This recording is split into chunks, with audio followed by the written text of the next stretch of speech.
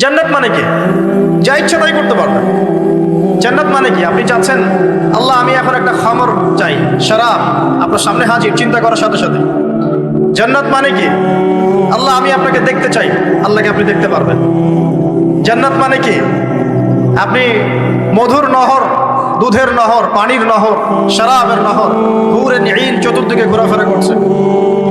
একজন নিম্নমানের জান্নাতি, মানে সবচেয়ে শেষের দিকে যারা জান্নাতে যাবে তাদের সাথেই দুজন করে হুরে নিঈন, আহাল পরিবার তো আছেই, গিলমান পানপাত্র নিয়ে চারপাশে ঘোরাফেরা করো। জান্নাত মানে কি? যেখানে যা ইচ্ছা তাই করা যাবে, বলার কেউ নাই, বাধা দেওয়ার কেউ নাই, সেখানে কোনো মৃত্যু নাই, সেখানে কোনো অহেতুক কথাবার্তাও নাই, কোনো গাল গল্প নাই, কোনো মিথ্যা নাই, কষ্টের ক্লেশ মাত্র নাই, থুতু ফেলতে হবে না। জান্নাত মানে থুতু ফেলতে হবে না। জান্নাত মানে হাঁচি হবে না, নাক ঝাড়তে হবে না। জান্নাত মানে ইস্তেঞ্জা, পেশাব পায়খানা করার টেনশন নাই। মানুষ খাবার খাবে, একটা ঢেকুর তুলবে, বাস খাবার হজম হয়ে গেছে। আর জান্নাতের সবচেয়ে বড় বিষয়টা কি? আল্লাহ পাককে আমরা এই চোখ দিয়ে দেখতে পারবো ইনশাআল্লাহ। আর তার সমকক্ষ একটা বিষয় হচ্ছে আল্লাহ পাক বলে দিবেন যে আমি তোমাদের সবার উপর সন্তুষ্ট হয়ে গেলাম, যাও কোনোদিন অসন্তুষ্ট হও। এখন আপনি যত কিছুই করেন এই বস্তুবাদী জীবনে, মনে একটা ভয় থেকে যাবে। আপনি বিশ্ব নেতা হয়েছেন, বড় শিল্পপতি হয়েছেন, পলিটিশিয়ান হয়েছেন, ইকোনমিস্ট হয়েছেন, মনে একটা ভয় থেকে যাবে যে মরতে আমাকে হবে, আল্লাহ আমাকে ধরবেই, হিসেব আমাকে দেওয়া লাগবেই, কবরে আমাকে একাই যাওয়া লাগবেই, আমাকে কিয়ামতের মাঠে দাঁড়াতে হবে আল্লাহর সামনে। মনে একটা ভয় কাজ করে, যদিও বাইরে মানুষ দেখায় যে কোনো ভয় নাই। মানুষ বাইরে অভিনয় করে, মানুষ সমাজের মানুষের সাথে বাইরে একটা অভিনয় করে। কোনো কোনো ক্ষেত্রে আমরা নিজেরাই নিজেদের সাথে অভিনয় করি। কথা সাহিত্যিক হুমায়ুন আহমেদের নাম শুনেছিলেন? শুনেছেন? ইন্তেকাল করেছেন। একটা সময় ছিল আমরা স্কুলে পড়তাম, কলেজে পড়তাম, মাঝে মাঝে টুকটাক এ ধরনের কিতাব বইপত্র পড়া হয়েছে। হিমু, মিসির আলী এসব পড়া হয়েছে। শরৎচন্দ্র, বঙ্কিমচন্দ্র, রবীন্দ্রনাথ, নজরুলের কবিতাগুলো, ইভেন শেক্সপিয়ার, অ্যাডাম স্মিথ সহ, যিনি অর্থনীতির জনক। যাই হোক, তিনি তার বইয়ের মধ্যে লিখেছিলেন যে এই পুরো দুনিয়াটা হচ্ছে অভিনয়ের মঞ্চ। কথা সাহিত্যিক তিনি বলছেন তার মতো করে এই পুরো দুনিয়াটাই অভিনয়ের মঞ্চ, আর আমরা সবাই নিজ নিজ জায়গায় অন্যের সাথে অভিনয় করছি। কোনো কোনো ক্ষেত্রে আমরা নিজেরা নিজেদের সাথে অভিনয় করছি। তিনি বলছিলেন আমরা সবাই অভিনেতা, আর সবচেয়ে বড় অভিনেতা হচ্ছে পলিটিশিয়ানরা, কারণ তাদেরকে অনেক বড় মঞ্চে অভিনয় করতে হয়। এটা আমার কথা না, হুমায়ুন আহমেদের কথা, পড়ে দেখেন তো। আল্লাহ পাক পাঠিয়েছেন তার ইবাদত করতে, আর এই বস্তুবাদী জগৎ আমাদেরকে ভুলিয়ে দিল কিভাবে? কয়েকটা প্রলোভন দিল। প্রথম প্রলোভন হচ্ছে টাকা, তারপরে জীবনে কি করব, প্রতিষ্ঠিত হওয়ার চিন্তা, তারপরে চাই চাই আরো চাই, এই একটা আকীদা দর্শন, তারপরে আমার স্ত্রী সন্তান আহার পরিবারের কি হবে, আর আরেকটা দর্শন আছে, এটাকে বলে চারবাক দর্শন। এবং দুঃখের সাথে বলতে হয় আমাদের রবীন্দ্রনাথ ঠাকুর কিন্তু এই দর্শনের মানুষ ছিলেন। চারবাক কিরকম? তার কবিতা পড়লে দেখবেন লেখা আছে, দু হাতে যা পাও হাত পেতে নাও, দু হাতে যা পাও হাত পেতে নাও, বাকির খাতা শূন্য থাক, বাকির খাতা শূন্য থাক। ঠিক চারবাক দর্শন। এটা ফিলোসফি পড়েছেন, এখানে অনেক টিচারও আছেন আমি জানি, তারা এই কথাগুলো বুঝবেন। চারবাক দর্শন কেমন? ঋণ করে ঘি খাও, ঋণ করে ঘি খাও, যতদিন বাঁচবে সুখে বাঁচবে, এটা হলো চারবাক দর্শন। তো দু হাতে যা পাও হাত পেতে নাও, বাকির খাতা শূন্য থাক, মিল আছে না? ঋণ করে হলো ঘি খান, যেভাবে হোক ঘি খান আপনি, মানে ঋণ করে হলো ঘি খান, যতদিন বাঁচবেন সুখে বাঁচবেন। তাহলে এই দর্শনগুলো বস্তুবাদী না? বুঝতে পারছেন কিনা? ম্যাটেরিয়ালিজম, বস্তুবাদিতা, মানে আপনি চোখের সামনে যা দেখছেন এই দুনিয়া, যেভাবে হোক অর্জন করে নেন, বাকির খাতা শূন্য থাক। ইসলামিক কনসেপ্ট এর টোটাল ডিফারেন্ট কনসেপ্ট। ইসলামের ঈমান, আকীদা, ইসলাম, পরকাল, মুহাম্মদ সাল্লাল্লাহু আলাইহি ওয়াসাল্লামের আদর্শ সম্পূর্ণ ডিফারেন্ট। আমরা বলি কি, এই দুনিয়াতে আমরা মুসাফির। দুনিয়াতে আমরা কি? মুসাফির। কে কতদিন থাকবো কোনো ঠিক নাই। নবীজি বলছেন, হে আব্দুল্লাহ বিন ওমর, তুমি দুনিয়াতে মুসাফিরের মতো থাকো, সকালবেলা উঠলে সন্ধ্যার অপেক্ষা করো না, সন্ধ্যাবেলা হলে সকালের অপেক্ষা করো। দর্শনের মধ্যে কত পার্থক্য না? আকাশ পাতাল পার্থক্য না? এখন যদি এই বস্তুবাদী দর্শন দিয়ে আপনি চলাফেরা করেন, তাহলে তো আপনার লাইফের অ্যাম্বিশন হবে একটা ফ্ল্যাট, আর ওটা এনি হাও আপনাকে অ্যাচিভ করতে হবে, legal way or illegal way আপনাকে অ্যাচিভ করতেই হবে, যেহেতু আপনার মোটিভটা হচ্ছে মেটেরিয়ালিজম, বস্তুবাদিতা। আর নবী সাল্লাল্লাহু আলাইহি ওয়াসাল্লাম কি বলছেন? সকালে ঘুম থেকে উঠলে সন্ধ্যার অপেক্ষা করো না, সন্ধ্যাবেলায় থাকলে সকালের অপেক্ষা করো না। তুমি দুনিয়াতে মুসাফিরের মতো থাকো, তোমার যতটুকুতে দুনিয়া চলে যায় এতটুকুতে সন্তুষ্ট থাকো। নবীজি আরো বলছেন, তুমি কখনো উপরের দিকে চোখ দিয়ে হেঁটো না, রাস্তায় যখন হাঁটবে উপরের দিকে দেখো না। লা তানজুরু ইলা মান হুয়া আসফালা মিনকুম, যারা তোমাদের উপরে আছে ওদের দিকে দেখো না, বরং তুমি দেখো যে তোমার নিচে কারা আছে। আবার বলছি, নবীজি বলছেন, তোমরা হাঁটবে যখন রাস্তায় চলাফেরা করবে, তোমাদের উপরের দিকে দেখবে না, তোমাদের উপরে কারা আছে। অলওয়েজ দেখবা তোমাদের নিচে কারা আছে, তোমাদের চেয়ে খারাপ কারা আছে। এক ভাইকে আপনি দেখবেন আপনি সুস্থ, তার হাত নাই। আরেক ভাইকে দেখবেন আপনি সুস্থ, তার চোখ নাই। এক ভাইয়ের পা প্যারালাইজড হয়ে গেছে, এক ভাইয়ের বডি প্যারালাইজড, একজন হার্টের রোগী, একজন ডায়াবেটিসের রোগী। আপনি সুস্থ আছেন, অথচ ওই ব্যক্তির অনেক টাকা পয়সা আছে, আপনার নাই। এখানে কে ধনী বলেন দেখি, আপনি না সে? আপনার সুস্থতা আছে। আরেক ভাইয়ের অনেক বড় বড় ফ্ল্যাটস, কিন্তু আপনার এতটুকু নাই, ছোট্ট একটা বাসা। আপনার কষ্ট লাগে, আমারও যদি এমন হতো। ওই বাসায় গিয়ে দেখলেন যে ইন্টারনালি সে ব্যক্তি সুখে নাই, তার পরিবারে অশান্তি, হৃদ্যতা, ভালোবাসার বন্ধন নাই, আপনার পরিবারে আছে। একটা রিক্সাওয়ালা সারাদিন রিক্সা চালিয়ে 500-1000 টাকা আর্ন করে বাসায় চলে গেল, গিয়ে বাসা আলু ভর্তা, ডিম ভাজা, ডাল দিয়ে ভাত খাচ্ছে, সুখে আছে দিব্যি, বউয়ের সাথে গল্প করছে, চাঁদ দেখছে। আর সেই তো কবে আপনি ওয়াইফ কিনে চাঁদ দেখেছেন ঠিক নাই। আপনি টাকা অর্জন করার নেশায় বছরের পর বছর স্ত্রী থেকে দূরে আছে, দেখারই সৌভাগ্য হয় না। আসলে সুখ কাকে বলে? সুখটা কি জিনিস? ঢাকাবাসীকে সুখ বোঝানো দরকার। সুখটা কি জিনিস? সুখটা হচ্ছে ইন্টারনাল পিস। যখন আপনি বা আমি নিজেকেও বলছি, যখন আমরা আল্লাহকে পাবো, আল্লাহ পাকের ইবাদতের মধ্য দিয়ে, রাসূলের সুন্নতের মধ্য দিয়ে অল্পে তুষ্ট থাকতে পারবো, যা আছে এতে শুকরিয়া আদায় করবো, আপনার চেয়ে সুখী মানুষ দুনিয়াতে কেউ নাই দুনিয়াতে।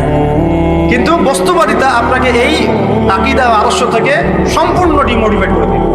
আপনাকে খালি চাই আরো চাই, ওই যে দু হাতে যাবো হাত পেতে নাও, বাকির খাতা শূন্য থাকার। আমাদের দর্শন দু হাতে যাবো হাত পেতে নাও না, বরং দুনিয়াতে যতটুকু পাও এতটুকুতে সন্তুষ্ট থাকো, বাকির খাতা শূন্য থাক না, বাকির খাতা পূর্ণ হোক। মানে পরকালটা বাকির খাতা না, পরকালের বাকির খাতাটা পূর্ণ হোক। প্রয়োজনে দুনিয়ার সব চলে যায় যাক, প্রয়োজনে দুনিয়ার সব যদি চলেও যায় যাক, তারপরে বাকির খাতা কি হোক? পূর্ণ হোক। এটাই আল্লাহ রাব্বুল আলামিন সূরা আ'লার মধ্যে বলছেন, বাল তুসিরুনাল হায়াতাদ দুনিয়া, তোমরা এই দুনিয়ার জীবনটাকেই প্রাধান্য দিয়ে থাকো। ওয়াল আখিরাতু খায়রুন ওয়া আবকা, কিন্তু আখিরাত হচ্ছে সবচেয়ে উত্তম এবং চিরস্থায়ী। প্রিয় ভাই এবং বোনেরা যারা আলোচনা শুনছেন, আজকে আমাদের প্রথম সবক হওয়া উচিত দুনিয়ার নেশায় আমরা না পড়ি। আল্লাহ পাক আমাদেরকে তৌফিক দান। এর মানে এই না আমরা দুনিয়ার প্রোগ্রেসে যাব না, অবশ্যই যাব, আমরা অবশ্যই যাব। পুরো নেশন জাতিগতভাবেই আমাদেরকে এই ওয়ার্ল্ডের সমকক্ষ তো হতে হবে, হবে কি না? আমরা কি ওয়ার্ল্ডের সমকক্ষ হতে পেরেছি? আপনাদের কি মনে হয় মিলস, ইন্ডাস্ট্রিজ, ফ্যাক্টরিজ, সেতু, ফ্লাইওভার এইগুলো করলেই মনে হয় যে ওয়ার্ল্ডের সমকক্ষ হওয়া যায়? প্রত্যেক জনগণ ভিতর থেকে সুখী কিনা, তাদের অন্ন, বস্ত্র, চিকিৎসা, শিক্ষা, বাসস্থান, এই যে মৌলিক চাহিদা, বেকারত্ব ঘোচানো, 3 বেলা খেয়ে পরে বাঁচা, জীবনের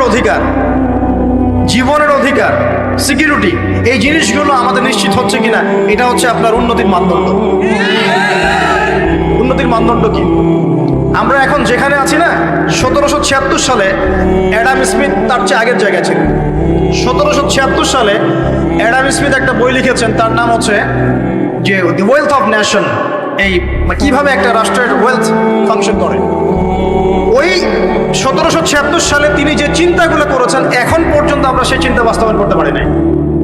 1776 সালের চিন্তা, কিন্তু ওই চিন্তা বাস্তবায়ন করেছে পশ্চিমারা। পশ্চিমা সভ্যতা যেটা আপনি দেখছেন দাঁড়িয়ে আছে এই একটা বইয়ের উপর দাঁড়িয়ে আছে। যেমন একটা এক্সাম্পল দিই, আলোচনাটা কঠিন হয়ে যাবে, অন্যদিকে যাব।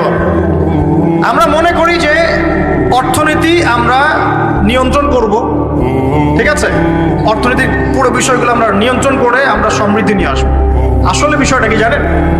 অর্থনীতির নিজের একটা ফ্লো আছে, ও নিজেই নিজেকে নিয়ন্ত্রণ করে, এবং তার উপর একটা ইনভিজিবল হ্যান্ড থাকে, অদৃশ্য হাত, যেটা আমরা বলি আল্লাহ রাব্বুল আলামিন। আল্লাহ রাব্বুল আলামিন এই পুরো অর্থনীতিকে নিয়ন্ত্রণ করে। আমরা যখন সেটাকে ইন্টারফেয়ার করতে যাব তখন ইকোনমি কলাপস করে যাবে। এই যে করছে কলাপস। আরো ব্যাপার আছে, শুধু ব্যবসা, অর্থনীতি, এক্সপোর্ট ইম্পোর্ট এগুলোকে তিনি জাতির মানদণ্ড বলতেন না।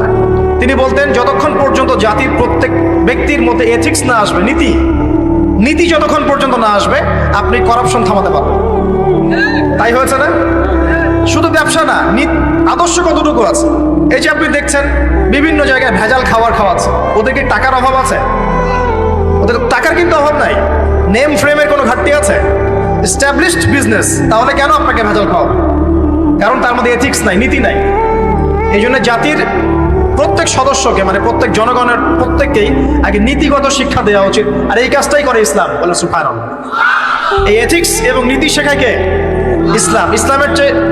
ইসলামের চেয়ে সার্বজনীনভাবে এবং যুগোপযোগীভাবে কেউই এথিক্স শেখাতে পারবে না। কাগজে কলমে অনেকে অনেক কথা বলতে পারে, প্র্যাকটিক্যালি শেখাবে কে? ইসলাম। এখন বলতে পারেন তাহলে মুসলিমদের মধ্যে দুর্নীতি কেন, মুসলিমদের মধ্যে কেন এই সমস্যাগুলো হয়? উত্তর একটাই, ওই যে স্যার বলে গেলেন, আমি বিভিন্ন ওয়াজে যে এক এক জায়গায় এক এক কথা বলে। উত্তরটা কি? উত্তরটা হচ্ছে যে কোরআন এবং সুন্নাহর সঠিক যে শিক্ষাটা আছে, এই শিক্ষাটা আমরা অনেকেই বাস্তবায়ন করতে পারছি না। এটা আমাদের ব্যর্থতা। এটা কাদের ব্যর্থতা? এটা আমাদের ব্যর্থতা। এখানে আমাদের ব্যক্তির স্বার্থ থাকতে পারে, এখানে আমার জ্ঞানের স্বল্পতা থাকতে পারে, আমার ভিতরে অহংকার থাকতে পারে, বা আমি অল্প শিক্ষিত হতে পারি, এবং এমন হতে পারে আমার জ্ঞানটা যুগোপযোগী না। ইসলামিক জ্ঞান আমার মধ্যে আছে, কিন্তু কিভাবে এই জ্ঞান দিয়ে ওয়ার্ল্ডকে ডিল করবো এই জ্ঞানটা আমার মধ্যে নেই। এই কারণে আমরা হয়তোবা ইসলাম, কোরআন সুন্নাহ হাতে থাকার পরেও এই সমস্যাগুলো ফেস করছি। প্রথম সমস্যা হচ্ছে বস্তুবাদিতা। আল্লাহ পাক আমাদের সবাইকে, যারা আলোচনা শুনছে, দুনিয়ার প্রেমিক হওয়া থেকে বাঁচাক বলি আমি। দুনিয়ার প্রেমিক না, প্রেমিক হবো কার? আল্লাহর, আখিরাতে। কতটুকু দাম আছে দুনিয়ার? আল্লাহ পাক বলছেন একটা মাছির পাখার সমানও না। একটা মাছির পাখার কি দাম আছে আপনার কাছে?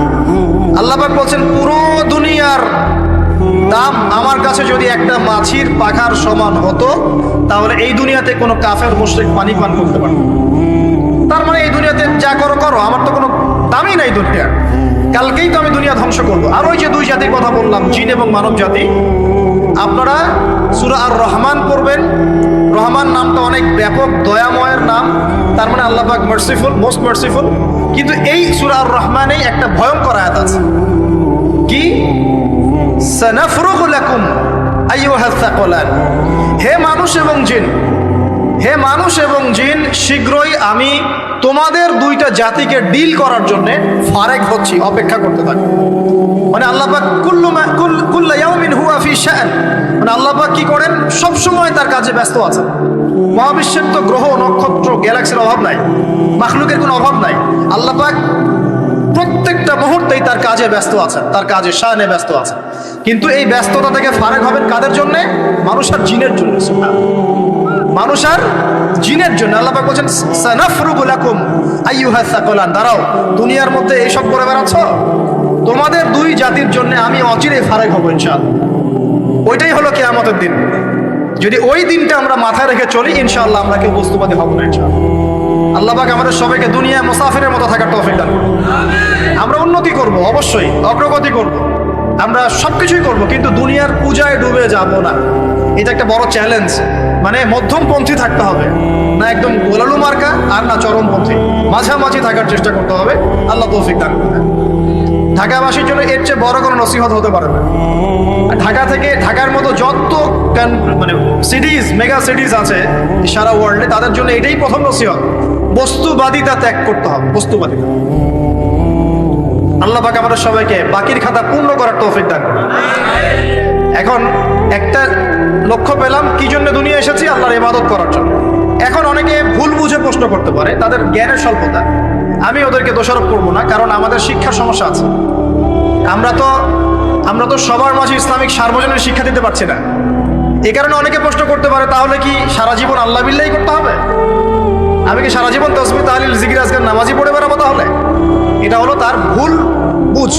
এই আয়াত সম্পর্কে ভুল ব্যাখ্যা। সঠিক ব্যাখ্যাটা কি? সঠিক ব্যাখ্যা হচ্ছে সূরা হাশরের 7 নম্বর আয়াত। কত নম্বর? সূরা হাশর 7 নম্বর আয়াত। আল্লাহ পাক বলছেন, ওয়ামা আতাকুমুর রাসূলু ফাখুযুহু। রাসূলুল্লাহ সাল্লাল্লাহু আলাইহি ওয়াসাল্লাম তোমাদেরকে যা যা দিয়েছেন সব নিয়ে নাও। ওয়ামা নাহাকুম আনহু ফান্তাহু। রাসূল যা থেকে বিরত থাকতে বলেছেন সমস্ত বিষয় থেকে দূরে থাকো। এখন এই আয়াতটাকে সামনে রেখে কোরআন সুন্নাহকে যদি আমরা ঘাঁটি, আমরা দেখব রাসূলুল্লাহ সাল্লাল্লাহু আলাইহি ওয়াসাল্লাম পেশাব পায়খানা ইস্তেনজা করা থেকে শুরু করে রাষ্ট্র চালানো পর্যন্ত প্রতিটা কাজের হেদায়েত দিয়ে গেছেন। আলহামদুলিল্লাহ, এটা কেউ মানি বা না মানি দিয়ে গেছেন, এটা বিশ্বাস করতে হবে। আমল করতে পারি বা না পারি, নবী দিয়ে গেছেন, বিশ্বাস করতে হবে। দলিল চাচ্ছেন, আপনি সহিহ বুখারী খোলেন, মুসলিম খোলেন, তিরমিজি, নাসাই, আবু দাউদ এগুলো খোলেন, দেখবেন আপনি ইস্তেনজা করবেন কিভাবে, বসবেন কিভাবে, ঢোকার সময় কোন পা দিয়ে ঢুকবেন, বের হওয়ার সময় কোন পা দিয়ে বের হবেন, ইস্তেনজা করার সময় কথা বলতে পারবেন কিনা, কতটুকু বলতে পারবেন, গোসল কেমন করে করবেন, ওযু কিভাবে করবেন, আপনি আগে কি পা থেকে শুরু করবেন নাকি হাত থেকে শুরু করবেন, কিভাবে নামাজ পড়বেন, আগে গিয়ে কি সিজদা করবেন নাকি ইকামত হবে, আজান হবে, আল্লাহু আকবার তাকবীর দিবেন, কিভাবে নামাজ শেষে বের হয়ে আপনি ব্যবসায় চলে যাবেন, কিভাবে আপনি ব্যবসা করবেন, কিভাবে চাকরি বাকরি করবেন, সমাজের মানুষের সাথে মেলামেশা করবেন, মানুষকে দিনের দাওয়াত দিবেন, ইভেন কিভাবে আপনাকে যদি আল্লাহ ক্ষমতা দেন আপনি কিভাবে সোসাইটি মেনটেন করবেন, সমাজ এবং রাষ্ট্র মেনটেন করবেন, প্রতিটা হেদায়েত খুঁটিনাটি কোরআন এবং সুন্নাহ দিয়েছে আমাদেরকে। এই বিশ্বাস আগে রাখতে হবে। এই বিশ্বাস না রাখলে কেউ মুসলিম হতে পারবে না। I am very sorry to say, এই বিশ্বাস না করলে কেউ মুসলিম হতে পারবে না। আগে বিশ্বাস, তারপরে কাজ করতে পারেন কিনা সেটা পরের ইস্যু। এবং আমি বলে দিচ্ছি, এই যুগে আপনি 100% পারবেন না। সিম্পল, এই যুগে আপনি 100% পারবেন না, এটা স্বাভাবিক। কারণ এই পুরো বিশ্বটা তো ইসলামাইজড না। পুরো বিশ্ব কি ইসলামাইজড?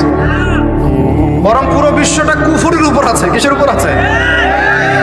পুরো ওয়ার্ল্ডটাই কুফরের উপর আছে, পুরো ওয়ার্ল্ডটাই। একটা এক্সাম্পল দিয়ে আমি প্রমাণ করতে পারি, একটা এক্সাম্পল খালি। আল্লাহ পাক বলছে সূরা মুলক, রাতের বেলা পড়তে হয় না সূরা মুলক? রাতের বেলা সূরা মুলক পড়তে হয়, যে পড়বে তার কবরের আযাব হবে না ইনশাআল্লাহ। কবরের আযাব থেকে আল্লাহ পাক তাকে বাঁচাবেন ইনশাআল্লাহ। সূরা মুলক তেলাওয়াত করতে হবে রাতের বেলা।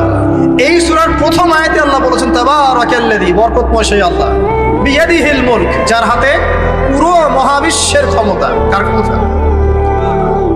তাবারাকাল্লাযী বিয়াদিহিল মুলক, বরকতময় সেই আল্লাহ যার হাতে পুরো মহাবিশ্বের ক্ষমতা, সার্বভৌমত্ব। ক্ষমতার বাংলা কি বলতে পারি আমরা? এটাকে ইংরেজিতে আপনারা কি বলেন? আপনারা বলেন সভারেন্টি। কি বলেন? সভারেন্টি বিলংস টু আল্লাহ। এখানে সভারেন্টি বিলংস টু কি?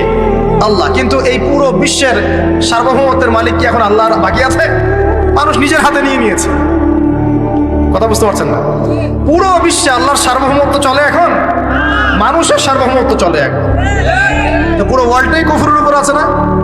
বিশ্বটাই কুফরের উপর। এখন বাদ দেন, এই ওয়ার্ল্ডে আপনি 100% ইসলাম ডিল করতে পারবেন না, সিম্পল। কিন্তু আগে বিশ্বাস করেন যে একদম টয়লেট থেকে শুরু করে আসমান পর্যন্ত সবকিছুই হেদায়েত কোথায় আছে, কোরআন সুন্নাহ আছে কি নাই? এখন মানতে পারি না, সেটা আলাদা ইস্যু। কেউ বিশ্বাস করেছে, মানতে পারে না, আল্লাহ তাকে মাফ করে দিবে ইনশাআল্লাহ।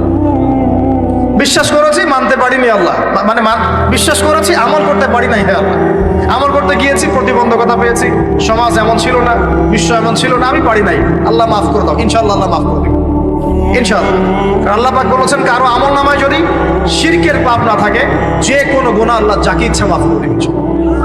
আমল নামায় এখানে শিরকের পাপ রাখা যাবে না, যে কোনো গুনাহ আল্লাহ যাকে ইচ্ছা মাফ করতে পারেন। বুঝাচ্ছি, মনে করেন একজন জেনা করেছেন, আল্লাহ মাফ করুন। ওই জেনাকার ব্যক্তি যদি বিনা তওবাতেও মারা যায়, তওবা করে নাই, বিনা তওবাতেও মারা যায়, কাল কিয়ামতের মাঠে আল্লাহ পাক তাকেও মাফ করতে পারেন। আল্লাহু আকবার। কিন্তু একজন ব্যক্তি শিরক করেছে, তওবা না করে মারা গেছে, আল্লাহ তাকে মাফ করবে। এখন শিরকের পাপ ছাড়া যে কোনো পাপ আল্লাহ মাফ করবেন ইনশাআল্লাহ। সো আগে আকীদা পোষণ করি যে হ্যাঁ, কোরআন সুন্নাহয় সবকিছুর সমাধান আছে আলহামদুলিল্লাহ। এখন আমি আমল করতে গিয়ে হয়তো পারছি না, এখন আমার বিশ্বাস চলমান বিশ্বের সাথে সাংঘর্ষিক হচ্ছে, এবং এই বিশ্বাসকে দমিয়ে দেওয়ার জন্য কি করা হচ্ছে? এই বস্তুবাদিতার মতো আদর্শগুলো আপনার সামনে তোলা হচ্ছে। এখানে উত্তরটা কি? এখানে উত্তরটা হচ্ছে, দেখুন ইবাদত মানে শুধুমাত্র নামাজ রোজা হজ জাকাত নয়। ইবাদত মানে শুধুমাত্র নামাজ রোজা হজ জাকাত নয়, বরং আমার জীবনের প্রতিটা সেক্টরই ইবাদত বলে কাউন্ট হবে যদি আমি সেই কাজটাকে নবীর সুন্নত অনুযায়ী করতে পারি। আমার কথা কি বুঝতে পারছেন? এই হলো ব্যাখ্যা, ওয়া মা খালাকতুল জিন্না ওয়াল ইনসা ইল্লা লিয়াবুদুন। আমি জিন আর মানুষকে শুধু আমার ইবাদত করার জন্যই সৃষ্টি করেছি। আপনার ইস্তেঞ্জা করাটা ইবাদত। সুবহানাল্লাহ। আমার ইস্তেঞ্জা করা কার প্রয়োজন? আমার না ইসলামের, না আল্লাহ পাকের? ইস্তেঞ্জা কার জন্য করি? আমার প্রয়োজন। আমাকে এখন ইস্তেঞ্জা করতে হবে, কষ্ট দিচ্ছে আমাকে। খাবার খাবেন, কার জন্য খাচ্ছেন? আমার জন্য নয় কি? আমার জন্য। আপনি ব্যবসা করছেন, কার জন্য? আমার জন্য, আমার স্ত্রী সন্তান, আমার পরিবারের জন্য। আপনি সমাজ চালাচ্ছেন, কার জন্য? আপনার জনগণের জন্য। এখানে স্বার্থ কার? মানুষের না আল্লাহ? আমার স্বার্থে আমি এই সব কাজগুলো করব, নবীর সুন্নাহ অনুযায়ী করব, তাহলে দুনিয়াবি কাজগুলোতেও আল্লাহ পাক নেকি দিয়ে দিবেন ইনশাআল্লাহ। কেমন দুনিয়াবি কাজ? স্ত্রী সহবাস করা, স্ত্রীর সাথে ভালোবাসা, প্রণয় বিনিময়। আপনি স্ত্রীর দিকে তাকিয়েছেন, নেকি হয়েছে। স্ত্রীর হাতটা ধরেছেন, নেকি হয়েছে। স্ত্রীকে আদর করেছেন, নেকি হয়েছে। তার মুখের মধ্যে ভাত তুলে দিয়েছেন, নেকি হয়েছে। আপনার ছেলেকে আদর করে কোলে নিয়েছেন, নেকি হয়েছে। মা ছেলেকে দুধ পান করাচ্ছে, নেকি হচ্ছে। আপনি ভাইকে 5টা টাকা দিয়ে সহযোগিতা করলেন, নেকি হচ্ছে। একজন এসে বসতে পারছে না, জায়গা ছেড়ে দিলেন, নেকি হচ্ছে। ইভেন রাস্তায় হাঁটছেন, এক মুসলিম ভাইয়ের সাথে সাক্ষাৎ হলো, সালাম দিলেন, মুচকি হাসি দিলেন, নেকি হয়ে গেল। তাহলে আমরা কিভাবে বলতে পারি যে ইসলাম কি শুধু নামাজ রোজা হজ জাকাতকেই স্বীকৃতি দেয়, এগুলো করতেই দুনিয়াতে আসছি, নাকি সব কাজই ইবাদত? আমার আলোচনা কি কঠিন হয়ে যাচ্ছে? আমাদের জীবনের প্রতিটা কাজই ইবাদত, যদি সেটা রাসূল সাল্লাল্লাহু আলাইহি ওয়াসাল্লামের সুন্নাহ মতো করা হয়। 3টা জিনিস খেয়াল রাখতে হবে। কয়টা জিনিস ভাই? এক, সেই ইবাদত হতে হবে আল্লাহর সন্তুষ্টির জন্য। এই যে আমি স্ত্রীর মুখে ভাত তুলে দিচ্ছি, তার কাছ থেকে কিছু পাওয়ার আশায় নয়, আমি দিচ্ছি আল্লাহর সন্তুষ্টির জন্য। আমি যে একজন মুসলিম ভাইকে হাসি মুখে সাক্ষাৎ করলাম, ও আমাকে ভালো বলবে, পরে আমাকে হেল্প করবে, এমন এই জন্য নয়, আল্লাহ পাক সন্তুষ্ট হবেন তাই। আমি নামাজে দাঁড়িয়েছি, লোকে আমাকে ভালো বলবে এই জন্য দাঁড়াই নাই। দাঁড়িয়েছি কেন? যাতে আল্লাহ আমাকে কাল কিয়ামতের মাঠে বাঁচাবে। আমি দাড়ি ছেড়ে দিয়েছি কেন? মানুষ আমাকে হুজুর বলবে তাই, এই জন্য নয়, বরং আল্লাহর রাসূলের সুন্নাত জীবিত করেছি, ইনশাআল্লাহ আমি 50 জন শহীদ সাহাবীর নেকি পাবো ইনশাআল্লাহ। কেন আমি টাকনুর নিচে কাপড় পরছি না? কারণ কি মানুষ আমাকে বলবে নতুন ফ্যাশন? না, আমি এই কারণে পড়ছি যাতে রাসূল সাল্লাল্লাহু আলাইহি ওয়াসাল্লাম কাল কিয়ামতের মাঠে এই সুন্নাহর উপর আমল করার জন্য আমার পক্ষে সুপারিশ করে। আমার ইবাদত, আমার পর্দা, আমার পরিবার, আমার ব্যবসা, আমার অর্থনীতি, আমার পলিটিক্স সবকিছু আল্লাহর জন্য করব, এই একটা হলো মূলনীতি ইবাদত কবুল হওয়ার। 1, 2, সেই আমলটা হতে হবে রাসূলের সুন্নাহ মোতাবেক, অন্য কোনো পদ্ধতিতে নয়। মনে করেন আমি একজন খুব বড় বুজুর্গ হয়ে গেছি, নাউজুবিল্লাহ। না, আমরা এত বড় বুজুর্গ হয়ে যাই নাই যে টাইটেলগুলো আপনারা দেন, এগুলোর কোনো প্রয়োজনও নাই। এখন একজন বড় বুজুর্গ এসে যদি আপনাকে কোনো ইবাদতের পদ্ধতি শিখিয়ে দেয় যে এই পদ্ধতিতে ইবাদত করা অনেক ভালো হবে, কিন্তু ওই পদ্ধতির সাথে রাসূলের এবং সাহাবীদের পদ্ধতির কোনো মিল নাই, মুখরোচক মনে হলো, দেখতে সুন্দর মনে হলো, এবং অনেক মানুষ তা করছে এরকম দলিল থাকলেও সেই কাজটা করা যাবে না। কারণ কি? কারণ সেই কাজটা রাসূল সাল্লাল্লাহু আলাইহি ওয়াসাল্লামের সুন্নাহ মাফিক হয়নি। আল্লাহ রাসূল করেন নাই, সাহাবীরা করেন নাই, বাস আমি করব না, সিম্পল। ইমামরাও করেন নাই, পরবর্তী জেনারেশনের কেউই করেন নাই। এখন যত ভালো টাটকা মজা লাগুক, দেখতে সুন্দর লাগুক, বহু মানুষ করছে, এইসব দলিলে ইসলাম টিকবে না। আল্লাহ পাক বোঝার তৌফিক দান করুন। 1 নম্বর শর্ত, আল্লাহর সন্তুষ্টির জন্য হতে হবে। 2 নম্বর, রাসূলের পদ্ধতিতে হতে হবে। 3 নম্বর, খুব ডিফিকাল্ট, 3 নম্বরটা বেশি ডিফিকাল্ট। প্রথম 2টা পার হয়ে গেলেও 3 নম্বরে গিয়ে আমরা আটকে যাচ্ছি আর কি। বলবো? রাগটা করবেন না তো? 3 নম্বর হচ্ছে রিজিক হালাল হতে হবে। রিজিক হালাল হতে হবে। পশ্চিমার আদলে গড়া এই পুরো বিশ্বের বেশিরভাগ মানুষের রিজিক এখন হারাম। কেন হারাম? কারণ কোনো না কোনোভাবে আমরা সুদের সাথে সম্পৃক্ত হয়ে যাচ্ছি, কোনো না কোনোভাবে। আর নবীজি অনেক আগেই বলেছিলেন, 1400 বছর আগে, যে একটা জামানা তোমাদের সামনে আসবে, যে মানুষ সুদ খেতে চাইবে না তার গায়েও সুদের ছিটাফাটা গিয়ে লাগবে। লাগছে কিনা? এখন আপনি খেতে চাইবেন না, আপনাকে মেসেজ পাঠিয়ে দেওয়া হবে আপনার অ্যাকাউন্টে এত টাকায় যোগ হয়েছে। কি করবেন এখন টাকাটা আপনি? সুদের টাকা। সুদের টাকা মানে কি? এক দিরহাম যে ব্যক্তি সুদ খেয়েছে সে যেন 36টা মেয়ের সাথে জেনার পাপ করেছে। সহিহ বুখারীর হাদিস, একদম অকাট্য, সহি সনদ সহি, এমন না জয়ীফ জাল, এমন নয়। এক দিরহাম যে ব্যক্তি সুদ খেয়েছে সে যেন 36 বার জেনা করলো, নবী সাল্লাল্লাহু আলাইহি ওয়াসাল্লাম বলেছেন। আর এই হাদিস তো আপনারা জানেন যে সুদের পাপের 73টা শাখা আছে। নিচের শাখা হচ্ছে মায়ের সাথে জেনা করা, মাকে বিয়ে করা, আর উপরের শাখা হচ্ছে আল্লাহ এবং তার রাসূলের সাথে যুদ্ধ করা। এগুলো অবলীলায় করছি আমরা। আর নবীজি বলছেন 4 শ্রেণীকে আমি অভিশাপ দিয়ে গেলাম। আল্লাহর নবী অভিশাপ দিয়ে গেলেন মানে সে জাহান্নামে যাবে, কোনো অবস্থাতেই জান্নাতে যাবে না। ইল্লা মাশা আল্লাহ। 1, যে সুদ খায়। 2, যে সুদ দেয়। 3, সাক্ষী থাকে। 4, লিখে রাখে। এখন বলেন এই সিস্টেমের বাইরে কতজন মানুষ আছে? এর বাইরে আবার আছে যাকাত না দেয়া, সম্পদ হারাম হয়ে যাচ্ছে। এর উপর আবার আছে ঘুষ জানাদির অনেক সময় চাকরি বাকরি হয় না। আর আস্তে আস্তে এগুলো আমরা ট্রেডিশন বানিয়ে নিয়েছি। এক সময় আমরা, শোনেন, এটাকে বলা হয় নিউট্রালাইজেশন, মানে স্বাভাবিকীকরণ। খুব কঠিন টার্ম বলে ফেলছি মনে কিছু কিছু। যেমন আগে ধর্ষণ হলে আমরা খুবই সোচ্চার ছিলাম এবং সারা এলাকা ফেটে যেত, এত বড় কথা। কেউ মাপে কম দিলে, ধরা পড়লে চক্ষু লজ্জায় সে সমাজে চলতে পারতো না। কেউ চুরি করলে চক্ষু লজ্জায় বের হতে পারতো না। আস্তে আস্তে আস্তে আস্তে আস্তে আস্তে এই যে মাপে কম দেয়া বলেন, সুদ বলেন, জেনা বলেন, আস্তে আস্তে পাপগুলোকে আমরা নিউট্রালাইজেশন করে ফেলেছি, নিউট্রালাইজ হয়ে গেছে। হ্যাঁ, ধর্ষণ ডেইলি 4-5টা হয়, সুদ সবাই খায়, আমিও খাই, জেনা তো সবাই করে, বয়ফ্রেন্ড গার্লফ্রেন্ড ফ্রি মিক্সিং আছে, আমি করলে সমস্যা কি? ওর তো 4টা, আমার তো মাত্র 1টা। ওর চেয়ে আমি ভালো। ওর 5টা বয়ফ্রেন্ড, আমার তো 1টা। ওর 4টা গার্লফ্রেন্ড, আমার তো 1টা। আমি তো ভালো। আমার ছেলে খুব ভালো, শুধু মাঝে মাঝে একটু ড্রিঙ্কস করে, ব্যাপারটা এরকম আর কি। তো এই যে পাপকে নিউট্রালাইজেশন করা হচ্ছে আস্তে আস্তে, স্বাভাবিকীকরণ। এই ফ্লোতে আমরা মোটামুটি সবাই পড়ে গিয়ে এখন রিজিক হারাম হয়ে যাচ্ছে। ঘুষ দিতে হয় না, চাকরি হবে না। আবার দেখেন, জাকাত না দেওয়ার মধ্য দিয়ে রিজিক হারাম করে ফেলছি, সুদ খাওয়ার মধ্য দিয়ে করছি, ঘুষ নেওয়ার মধ্য দিয়ে করছি, কোনো কোনো ক্ষেত্রে করাপশন, অন্যের সম্পদ আত্মসাতের মধ্য দিয়ে করছি। এর বাইরে যারা ব্যবসা করছি, আমরা যে দুধে দেওয়া তুলসী পাতা এমনও নয়, কোনো কোনো সময় মাপে কম দিচ্ছি। এই যে টাটকা জিনিস বলে ভেজাল খাওয়াচ্ছি, 3 দিনের বাসি তেল দিয়ে ইফতার রান্না করে খাওয়াই দিবে, বলবে একদম টাটকা জিনিস। রমজান মাস আসছে সামনে না, কত যে মানুষ বের হবে যারা তারাবির নামাজ পড়বে একদম 20 রাকাত, ওখানে রাকাত দিয়ে ঝগড়া হবে। ঠিক ওরাই যখন দেখবেন বিকালে দুপুরে ইফতার বিক্রি করবে, বিভিন্ন পণ্য বিক্রি করবে, দেখবেন যে দুনিয়ার বাসি পচা আপনাকে খাওয়াই দিবে।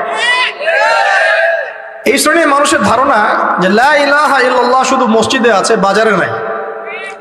এটা ধারণা, লা ইলাহা ইল্লাল্লাহ মুহাম্মাদুর রাসূলুল্লাহ, এটা মসজিদে আছে, বাজারে, সমাজে, অন্য জায়গায় নাই। এটা তাদের ধারণা। তাদের এই ধারণা অচিরেই ভাঙবে যখন মৃত্যুর দূত চলে আসবে।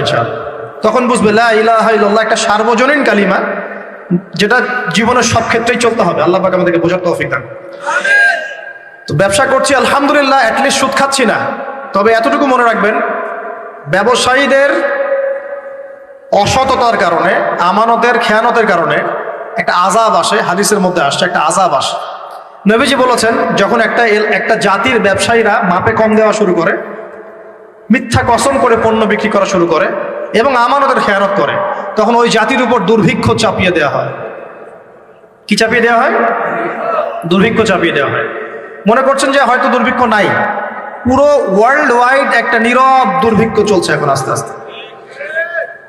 সকালে একটু আগে বলেছিলাম না, গরিব মানুষ আলু ভর্তা, ডাল আর ডিম ভাজা দিয়ে ভাত খেত আগে। এখন তারা বলে আমরা ডিমই দেখতে পারি না চোখে। ডিমও খাওয়ার এখন সামর্থ্য হচ্ছে না অনেকেরই। আপনি শোনেন, আমি একটা জব করতাম, মনে করেন স্যালারি পেতাম 5,000 টাকা, এখন পাচ্ছি 10,000 টাকা। কিন্তু 10,000 টাকা স্যালারি পাওয়ার পরেও আগে 5,000 টাকা দিয়ে আমি সংসার চালাতে পারতাম, এখন 10,000 টাকা দিয়ে পারছি না। কারণ কি? কারণ হচ্ছে মুদ্রাস্ফীতি, দ্রব্যমূল্যের ঊর্ধ্বগতি, এর পাশাপাশি আছে আমানতের খেয়ানত করা, করাপশন এবং কিছু অসৎ ব্যবসায়ীর এই দুরভিসন্ধি। এসবের কারণে সাফার করছি কারা? আপনি তো সাফার করবেন না, কারণ আপনার তো ফ্ল্যাট আছে বড়। আপনি তো সাফার করবেন না, বিকজ আপনার আমার তো 3 বেলা খাওয়ার টাকা পয়সা আছে। এই যে আমি এসেছি, আমাকে ভালো অঙ্কের হাদিয়ে দিচ্ছে, আমি তো সাফার করবো না। সাফার কে করবে? সাফার করবে রিক্সাওয়ালা ভাই, ভ্যানওয়ালা ভাই, এই যে রাস্তাঘাটে যারা আশপাশে বাসা করে আছে, যারা দারিদ্র্য সীমার নিচে আছে, এদের সংখ্যা কত আপনার মনে হয়?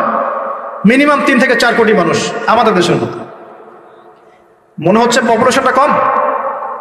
উমর রাদিয়াল্লাহু আনহু বলতেন, আমি ভয় করি যদি আমার অধীনে একটা মেষপালক, মানে যে মেষ চড়ায়, এই মেষপালক এবং তার মেষ যদি না খেয়ে মারা যায়, আমি ভয় করি আল্লাহ কাল কিয়ামতের মাঠে আমাকে দাঁড় করিয়ে বলবেন, হে ওমর, তোমার তত্ত্বাবধানে এই ব্যক্তি না খেয়ে মরল কেন? এগুলো হিস্ট্রি হয়ে গেছে জাদুঘরে, এগুলো কোথায়? যা মিউজিয়ামে, হিস্ট্রি মিউজিয়ামে। কিন্তু এটাই ইসলাম। এখন সলিউশন কি? একটু এই জায়গায় কথা বলে সামনে যাই, একটু মনোযোগ দেন। সলিউশনটা কি? প্রথম কথা হচ্ছে আমাদের সবাইকে আমানতদার হতে হবে ভাই, প্লিজ। যে যার জায়গা থেকে আমানতের পরিচয় দিয়ে আল্লাহ পাক তৌফিক দান করুন। 2 নাম্বার, অল্পে তুষ্ট থাকার চেষ্টা করতে হবে, অল্পে তুষ্ট থাকার চেষ্টা করি, আল্লাহ তৌফিক দান করুন। 3 নাম্বার, কোনো প্রকার সম্পদ অপচয় করা যাবে না। কোনো প্রকার সম্পদ না, ব্যক্তিগত না, সোশ্যাল না, আমরা জনগণ, রাষ্ট্রীয় সম্পদ, কোনোভাবেই সম্পদ অপচয় করা যাবে না। আমরা প্রচুর অপচয় করি, প্রচুর। আমরা জনগণরাই করি। আমরা কি দুধে দেওয়া তুলসী পাতা মনে করছেন নাকি? জনগণ দুধে দেওয়া তুলসী পাতা মনে করছেন? কে বলেছে মাপে কম দিতে? ওকে সরকার ফোর্স করেছে? ও দিল কেন? কে পাপে? এখানে কার দোষ বলেন? আমরা অলওয়েজ আঙ্গুল উপরের দিকে, সবার আগে আঙ্গুল হবে এই দিকে, নিজের দিকে। আমরা অলওয়েজ মানুষের ফেস দেখার চেষ্টা করি। আগে ফেস দেখবো আয়নায়, নিজের ফেস, তারপরে মানুষের ফেস। আমরা মাপে কম দিই। আমরাই তো সুদ খাচ্ছি, আমরাই ঘুষ নিচ্ছি, আমরা দুর্নীতি করছি, আমরা মানুষের সম্পদ অন্যায়ভাবে হস্তক্ষেপ করছি, আমরা রাষ্ট্রের সম্পদ অপচয় করছি। আমরা সিগন্যাল দিয়েছি, আপনি মানলেন না, তো সিগন্যাল দিয়েছে মানলেন না, এখানে তো আপনি খেয়ানত করলেন। টোল দিয়েছে, টোল, আপনি ফুস করে গাড়িটা টান দিয়ে চলে গেলেন, আপনি তো খেয়ানত করলেন এখানে। এই ট্যাক্স তো রাষ্ট্রের পাওনা ছিল, দীর্ঘদিন বিল পড়ে আছে, আপনি দিচ্ছেন না বিল, ট্যাক্সের টাকা দিচ্ছেন না, বিল দিচ্ছেন, আপনি তো খেয়ানত করছেন। এই হিউজ অ্যামাউন্ট অফ যদি করাপ্টেড মানিগুলোকে এক জায়গায় করা যায় না, বাংলাদেশ হবে নিউ ইয়র্ক, একদম থেকে নিউ ইয়র্ক। বস্তুবাদিতার কথা বলছি, বস্তুবাদিতার দিক থেকে, কনস্ট্রাকশন এইসবের দিক থেকে আর কি, life, first lane of life, এই দিক থেকে যে জিডিপি এরকম থাকবে যদি সব করাপশনের টাকাগুলোকে আপনি জড়ো করতে পারতেন। কিভাবে সম্ভব? কে নিবে এই উদ্যোগ? আল্লাহ পাক এমন ব্যক্তিত্ব উপর থেকে নিয়ে আসুন বলি আমি। দোয়া করতে কোনো দোষ আছে? XYZ হুএভার হি ইজ, এটা বড় কথা না। বড় কথা হচ্ছে কার হাতে ইনসাফ প্রতিষ্ঠা হয়। আল্লাহ পাক তৌফিক দান। আল্লাহ পাক আমাদের সবাইকে তৌফিক দান, সবাইকে সবার জায়গা থেকে সৎ হওয়ার তৌফিক দান। আল্লাহ পাক সবার আগে আমাকে সৎ হওয়ার তৌফিক দান এবং আপনাদের সবাইকে সৎ হওয়ার তৌফিক দান। আগে ভালো মানুষ হই, আগে ভালো মানুষ হই। আমি আমাদের মাদ্রাসার স্কুলের টিচারদেরকে আগে বুঝাই, এটা ছাত্রদেরকে এই পুঁথিগত বিদ্যা পরে শেখান, আগে শিখান তারা কিভাবে ভালো মানুষ হবে। ওদেরকে মোরালিটি শিখান, এথিক্স শিখান। বই পুস্তকে ডিগ্রি সার্টিফিকেট অর্জন করে আমি কি করব যদি আমি ভিতর থেকে মানুষ হতে না পারি? অনেক ডিগ্রি আছে আমার, কিন্তু আমি তো হিংসা করি মানুষকে, আমি আত্ম অহংকারে ভুগি, আমি অন্যের উন্নতি দেখতে পারি না, আমি মিথ্যা বলছি, প্রতারণা করছি, তাহলে আমি তো ভিতর থেকে পুঁথিগত বিদ্যায় দক্ষ হয়ে আল্লাহর কাছে পার পাবো না। পাবো? আল্লাহ পাক আমাদের সবাইকে ভিতর থেকে ভালো হওয়ার তৌফিক দান করুন বলি আমি। এটা করতে হলে প্রথম ট্র্যাক যেটা বললাম ভাই, দুনিয়ার নেশায় ডুবে যাওয়া যাবে না। দুনিয়াকে আমরা মনে করব দুনিয়া আমার প্রয়োজন, যতটুকু আমার হয়ে যায় সন্তুষ্ট থাকবে। আমরা অল্পতে তুষ্ট থাকার মানসিকতা লালন করি, আল্লাহ পাক তৌফিক দান করুন। এরপর দুনিয়ায় আসার উদ্দেশ্যটা মাথায় রাখবো, এসেছি কি করতে? আল্লাহর ইবাদত করতে। আর এই প্রশ্নের উত্তর আমরা বের করে নিয়ে আসলাম। ইবাদত মানে শুধু নামাজ, রোজা, হজ, যাকাত নয়। ইবাদত মানে আমার জীবনের প্রতিটা কাজই ইবাদত। 3 শর্ত পূরণ করতে হবে। 1, আল্লাহর জন্য হতে হবে। 2, রাসূলের সুন্নাহ মাফিক হতে হবে। 3, আমাদের উপার্জনটা হালাল হতে হবে। এই হালাল এই কথা বলতে গিয়ে এই জায়গায় এসেছিলাম যে এই বিশ্বে হালাল খাওয়াটা খুব টাফ, কিন্তু অসম্ভব না। এখানে এই আয়াতের উপর আমল করলেই ইনশাআল্লাহ আল্লাহ মাফ করে দিবেন। সেটা হলো ফাত্তাকুল্লাহা মাসতাতা'তুম, ফাত্তাকুল্লাহা মাসতাতা'তুম। আল্লাহ পাক বলেছেন তোমরা সাধ্য মতো আল্লাহকে ভয় করো, তোমরা সাধ্যমতো ভয় করো। আমি বেঁচে থাকার চেষ্টা করি, আল্লাহ ওই চেষ্টাটাই দেখবেন ইনশাআল্লাহ তাআলা। তিনটা জিনিস আমি আপনাদের মধ্যে ঢুকিয়ে দিতে চাই আজকের লেকচারে, যেটা আমি নিজের মধ্যে নিয়েই চলি যেদিন থেকে ইসলামের বুঝ এসেছে ওই দিন থেকে। এক, স্বপ্ন। এক কি? স্বপ্ন। আপনি স্বপ্ন দেখতে শেখেন, ড্রিম বিগ। ড্রিম বিগ, আপনি বড় স্বপ্ন দেখতে শেখেন। স্বপ্ন দেখেন যে ইনশাআল্লাহ একদিন পুরো বাংলাদেশ কেন, পুরো বিশ্বে ইসলামের জয় জয়কার হবে ইনশাআল্লাহ। কথিত ইসলাম না, প্রকৃত ইসলাম ইনশাআল্লাহ। কথিত আর প্রকৃত ইসলাম কিন্তু এক না। কথিত ইসলাম মানে ইসলামের নামে ধর্ম ব্যবসাও আছে, ইসলামের নামে মাজার পূজা আছে, ইসলামের নামে অনেক ভণ্ডামি আছে, আছে না? ইসলামের নামে অনেক কিছু চলে যেগুলো আসলে ইসলামের সাথে সম্পর্কিত না, মানুষ করছে, মানুষ ইসলাম মনে করে। আমরা কথিত ইসলামের কথা বলছি না, প্রকৃত ইসলামের কথা বলছি। কোন ইসলাম?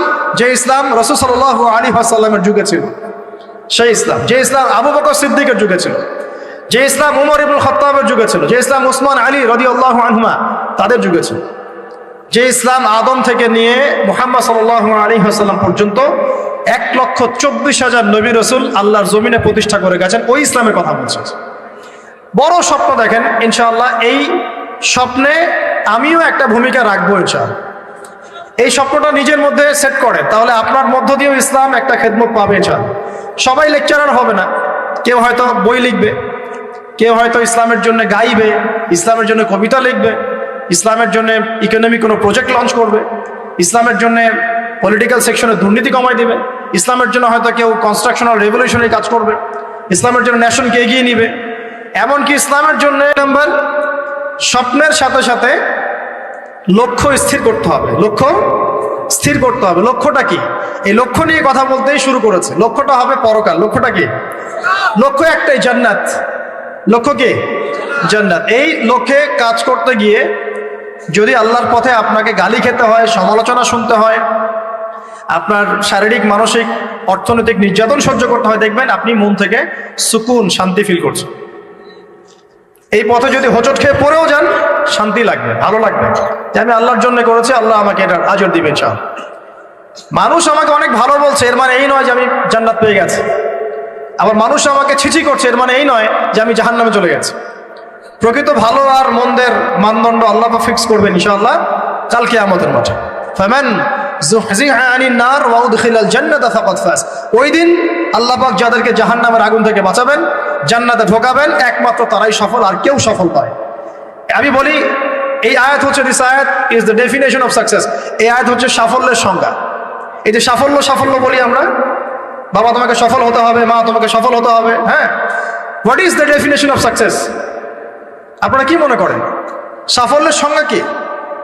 দিস আয়াত, এই আয়াত সূরা আলে ইমরান ভার্স নাম্বার 185, 185 নম্বর আয়াত সূরা আলে ইমরান।